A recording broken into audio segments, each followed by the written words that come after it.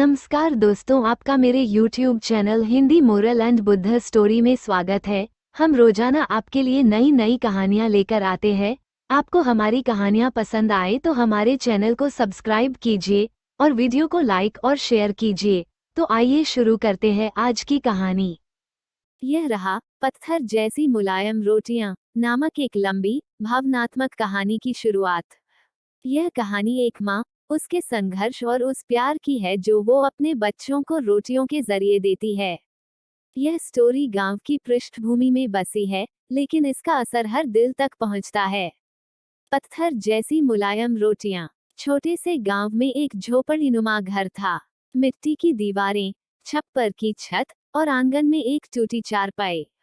उस घर में रहती थी चंपा, एक विधवा महिला जो अकेले अपने 2 बच्चों को पाल रही थी। उसका बेटा राजू और बेटी गुड़िया दोनों ही स्कूल जाते थे। चंपा दिन रात मेहनत करती, लोगों के घरों में बर्तन मांजती, खेतों में मजदूरी करती और किसी तरह 2 वक्त की रोटी जुटाती। लेकिन उसके बनाए खाने में एक अजीब बात थी। उसकी रोटियां दिखने में पत्थर जैसी लगती थीं, पर जब कोई खाता तो उनकी मुलायमियत से हैरान रह जाता। गांव में सब कहते, चंपा की रोटियां पत्थर जैसी लगती हैं, पर जब मुंह में रखो तो घुल जाएं। किसी को नहीं पता था कि उसमें क्या राज है। राजू ने एक दिन पूछ ही लिया, अम्मा, सब कहते हैं तुम्हारी रोटियां जादुई हैं, क्या सच में कुछ मिलाती हो? चंपा मुस्कुराई और बोली, हाँ बेटा, मिलाती हूँ अपने आंसू, अपनी थकान और ढेर सारा प्यार। राजू समझ नहीं पाया, लेकिन वक्त के साथ उसे एहसास हुआ कि वो रोटियां सिर्फ गेहूं का आटा नहीं थीं, वो उसकी माँ के जज्बातों की रोटियां थीं। गांव के एक कोने में बसे उस छोटे से घर की रोटियों की खुशबू अब सिर्फ गांव तक सीमित नहीं रही थी। हुआ यूं कि एक दिन गांव के स्कूल में शहर से आए एक अधिकारी ने बच्चों को भोजन बांटा।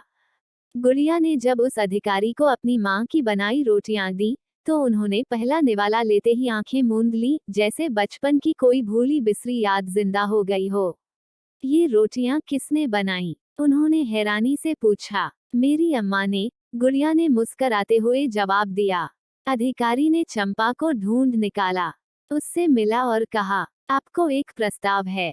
हमारे शहर के स्कूल में खाना बनवाना है, लेकिन हमें ऐसे ही स्वाद चाहिए जैसे इन रोटियों में है। क्या आप चलेंगी शहर? चंपा हक्का बक्का रह गई। उसके मन में डर था, गांव की मिट्टी छोड़कर शहर। मगर जब उसने अपने बच्चों की आंखों में उम्मीद देखी, तो दिल मजबूत कर लिया।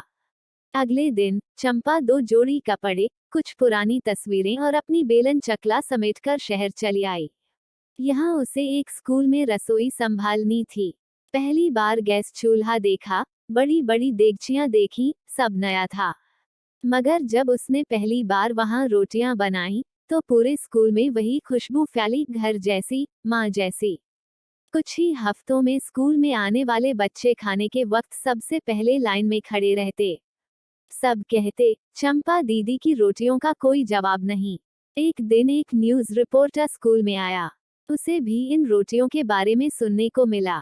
जब उसने रिपोर्ट की हेडलाइन लिखी, तो उसमें बस यही शब्द थे, पत्थर जैसी मुलायम रोटियां, एक माँ के हाथों का जादू।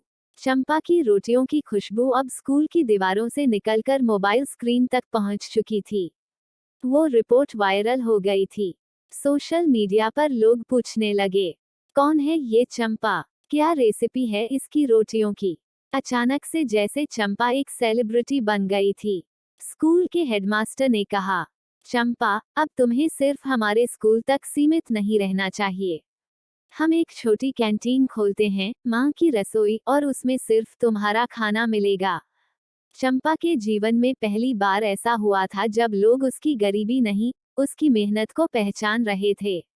उसे विश्वास ही नहीं होता था कि कभी दूसरों के झूठे बर्तन मांजने वाली औरत आज अपने नाम से रसोई चला रही है। लेकिन हर रोशनी की छांव भी होती है। कैंटीन खुलते ही पास की एक बड़ी कैटरिंग कंपनी को यह बात खटक गई। वो स्कूलों में सप्लाई देती थी, लेकिन अब बच्चे उनकी थाली छोड़कर चंपा की रोटियों की लाइन में लगते थे।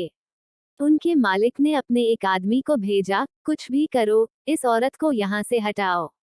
उसकी रोटियों में कोई मिलावट ढूंढो, कोई बहाना बना दो। कुछ ही दिनों बाद चंपा की रसोई पर छापा पड़ा। स्वास्थ्य विभाग से कुछ लोग आए। उन्होंने आटा, मसाले, बर्तन सबकी जांच की। बच्चे सहमे हुए थे। गुड़िया माँ के आंचल से चिपकी थी। राजू अपनी किताबें छोड़ बाहर खड़ा था, आंखों में आग थी। लेकिन जब रिपोर्ट आई तो उसमें लिखा था, साफ सुथरी रसोई, बिना मिलावट का खाना और अद्भुत स्वाद। ऐसी माँओं की जरूरत देश को है। पूरे स्कूल में तालियां गूंज उठीं। चंपा की आंखें भर आईं। वो कुछ नहीं बोली, बस बेलन उठाया और अगली रोटी बेलने लगी।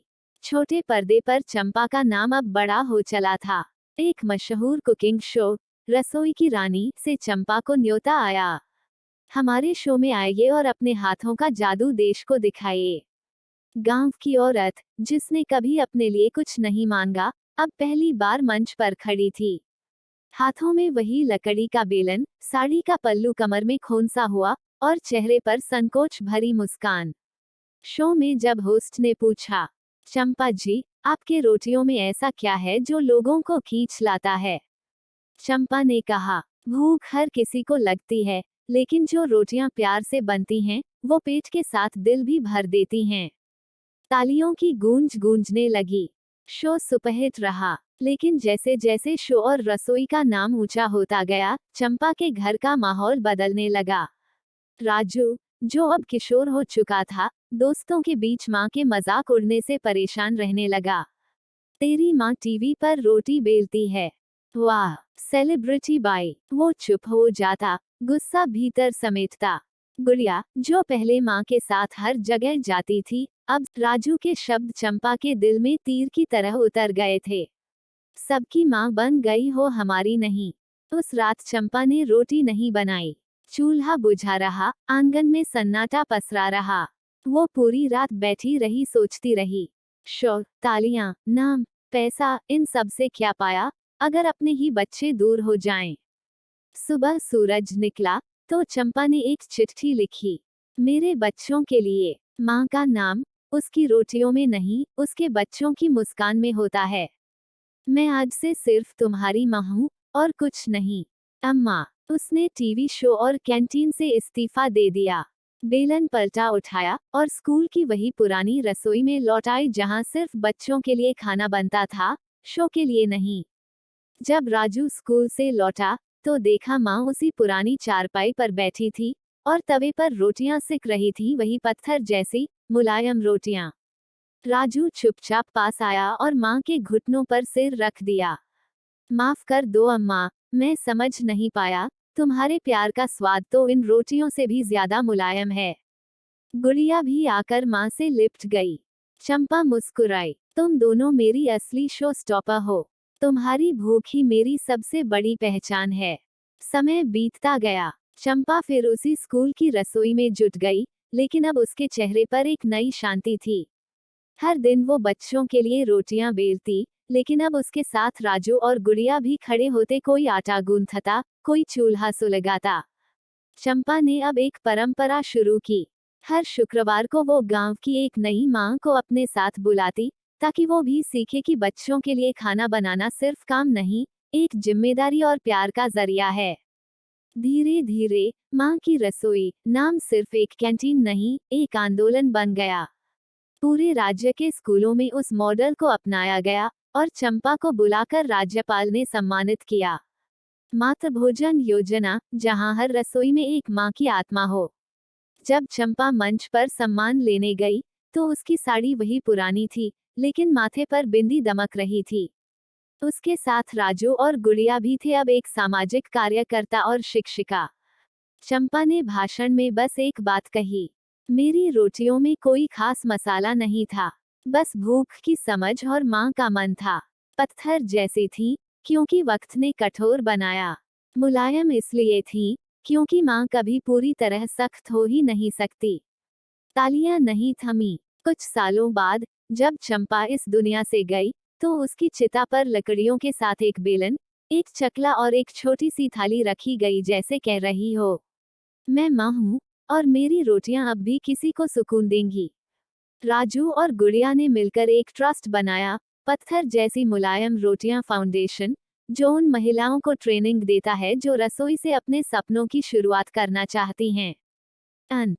यह कहानी सिर्फ चंपा की नहीं, हर उस औरत की है जो खुद को सबसे आखिर में रखती है, लेकिन जब देती है तो सब कुछ समर्पित कर देती है। एक रोटी की तरह सादी, पर सुकून से भरी।